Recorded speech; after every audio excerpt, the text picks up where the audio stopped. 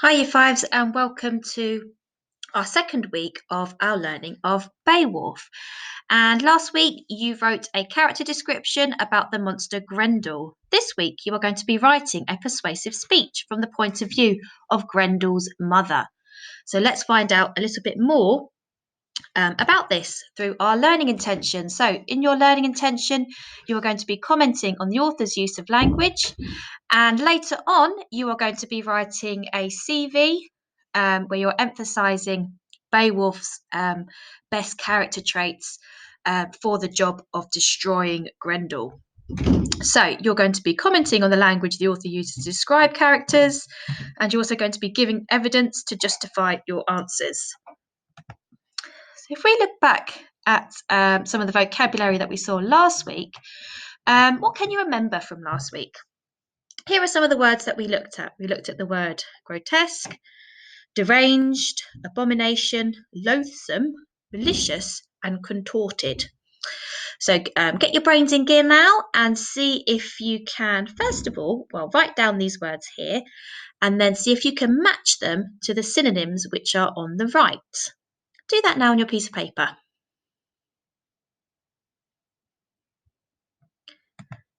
Okay, so you should have got the following. So grotesque is the same as disgusting. Deranged means mad. He had a deranged look about him.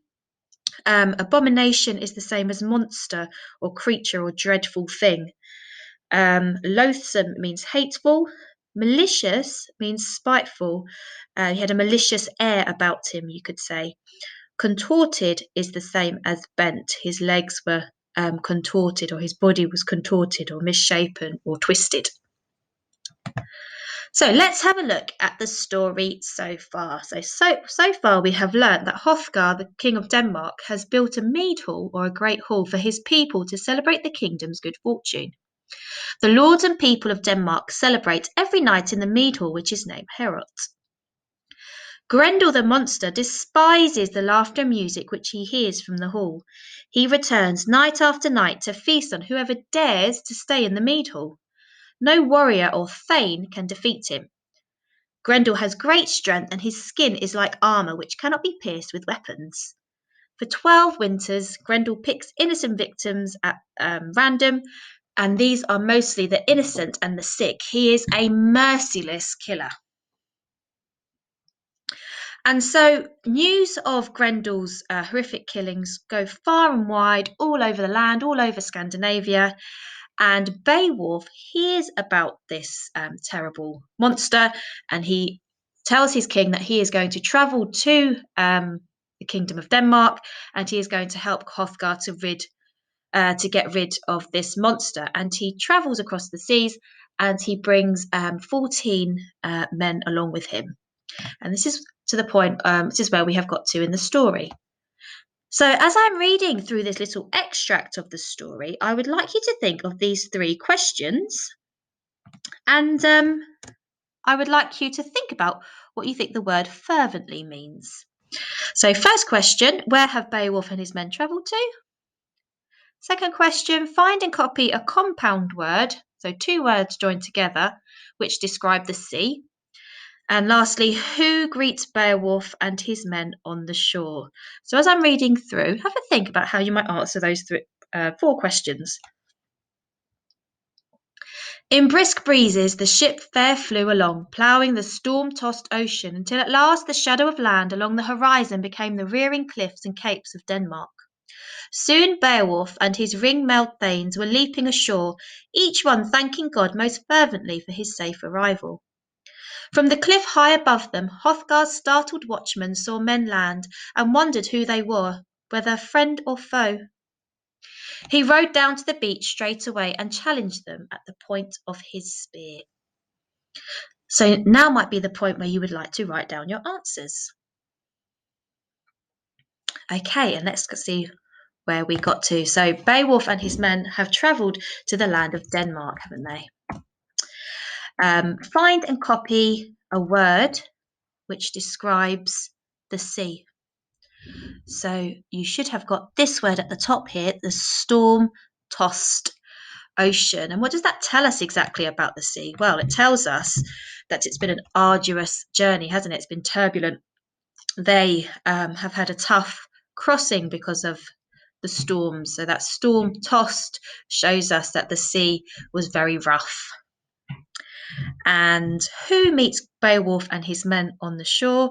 Well, it is the watchman. So from the high cliff above, Hrothgar's startled watchman saw men land and wondered who they were. So he was on the cliff above and he came down on his horse to see who these men were. Were they friend or foe? Were they friends of the kingdom or were they enemies? Were they foe? And let's have a look now at what the word fervently tells us about how the men were feeling. So, first things you need to do if you're using the context to help work out what an unknown word is to highlight the word in the text, which is what I'm going to do here.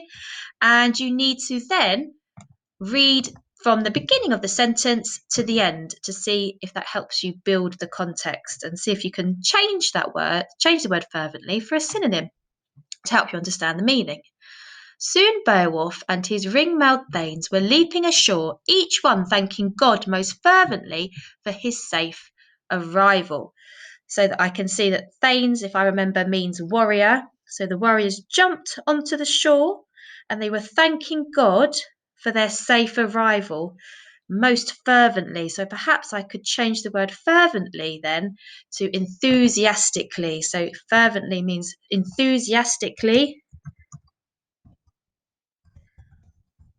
or passionately. They are so happy to be on the shore after that terrible stormy sea journey. And so the watchman then begins to speak to Beowulf and his men. And as we are reading this section, I would like you to be on the lookout for any physical descriptions of the characters, because often authors will use physical description of characters to tell the reader about their role in the story or about how the characters are feeling. So let's read on here. Who are ye, strangers? Where do you come from? I can see that you are dressed and armed as warriors ready for battle. In all my years patrolling this coast, no one has landed more openly. You do not come like thieves in the night, and your faces speak to me of some honest purpose. And I can plainly see that your prince, who stands head and shoulders higher than the rest of you, has the look of a hero about him, of great nobility and grace. Yet you are not known to us. Certainly Hrothgar has no warning of your coming. So tell me your names and declare your intent frankly, so I may know whether to let you pass or not. Okay, so the first bit we've read here, we're going to highlight any physical descriptions. So here, I've highlighted this. You stand head and shoulders higher than the rest, and he is describing Beowulf here, isn't he? So that leads us on to this question here. Why does the author have the watchman note that Beowulf is head and shoulders higher than the other warriors? Have a think about that. What does that tell us about Beowulf in his and how he appears next to the other soldiers? What does that tell us about his character, maybe? And then, secondly, if you were the watchman, would you trust these men? See if you can use any evidence from the text to support your answer. Okay, so for me, I believe that the author has used the watchman to explain that Beowulf is head and shoulders higher, which was that bit there, wasn't it? Head and shoulders higher than the rest of the other warriors, to emphasise to the reader that Beowulf is both an exceptional hero and warrior, but also that he really stands out from the crowd. He is physically stronger and bigger than other ordinary men. And finally, if you were the watchman, would you trust these men? Well, I first of all went through the text and I highlighted these two pieces of information. So the strongest piece of information evidence was this coast. In all my years patrolling this coast, no one has landed more openly. Now that made me think, if I was a watchman and somebody had just landed without hiding the boat or trying to be secretive, then I would think perhaps they wouldn't have anything to hide. And I've used that piece of evidence there in my answer. I would be more likely to trust these men because in the text it says that they have arrived openly on the coast. If they had wanted to attack, they would have most likely arrived in secret. So that is one way that you could use evidence in your answer. Okay, the watchman is then convinced that Beowulf and his men are trustworthy and he takes them to Hrothgar. Here, Beowulf is trying to convince Hrothgar how he intends to beat Grendel. So he's really trying to convince King Hrothgar that he is the man for the job.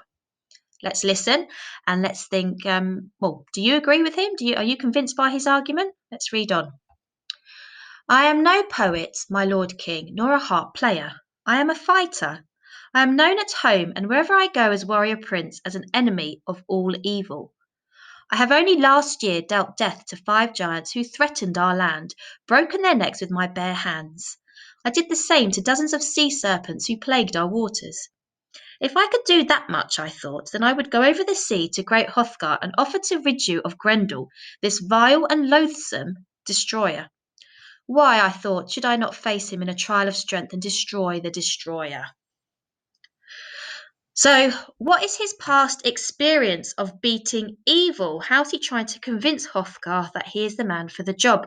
Well, he said he's already defeated monsters before. He's dealt death to 5 giants, and he's also managed to kill several sea serpents. So he's well and truly experienced. He's an experienced warrior, isn't he? And he's able to defeat monsters. What adjectives could you use to describe Beowulf as a result of this? Well, I would describe him as valiant, courageous. Valiant means brave, resilient. He's determined in his fight against evil, isn't he? So these are all things that we could use to describe Beowulf as a result of his speech here. Let's see what else he says. I am no poet, my lord king, nor a harp player. Oh, we did a bit. I have heard, Beowulf went on, that Grendel never carries a weapon, nor war axe, nor sword on his murderous missions. Well, then neither will I. I seek no advantage. I need no advantage.